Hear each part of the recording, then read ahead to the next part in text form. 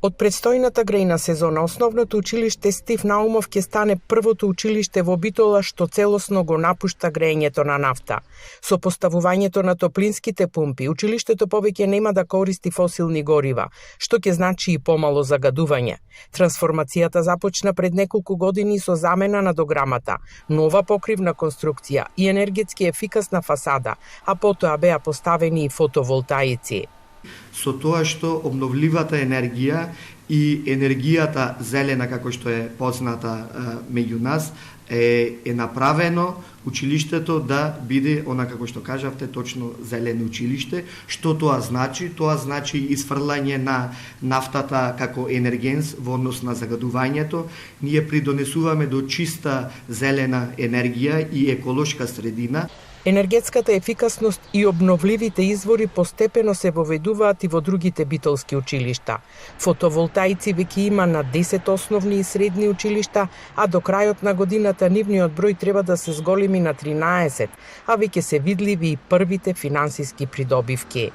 После целосната пресметка се заштеди од околу 17.000 евра на годишно ниво во сите овие објекти во кои што се поставени обновливи извори. Очекуваме сега со топлинските пумпи, можеби таа електрична енергија, сметките ќе бидат и на исто, бидејќи тие работат на струја, меѓутоа се заштедува на екстра лесно масло за грејење. Во Стив Наумов, дел од приходите од произведената електрична енергија повторно се вложуваат во училиштето.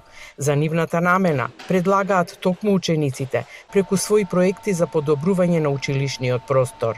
Фотоволтаиците произведуваат струја, 7 до 12% на месечно ниво од произведената струја оди во училиштето за користење на таа струја.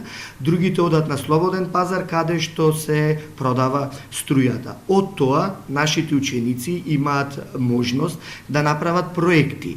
Битола со години е меѓу градовите со најзагаден воздух во државата, особено во зимските месеци. Покрај индустријата и рек Битола, значителен дел од загадувањето доаѓа и од греењето на домакинствата и јавните институции кои користат фосилни горива. Со најавите за ставање во функција на битолска топлификација, во првата фаза треба да бидат приклучени 33 јавни објекти. До тогаш, намалувањето на загадувањето ќе зависи и од ваквите инвестиции во енергетска ефикасност и обновливи извори на енергија.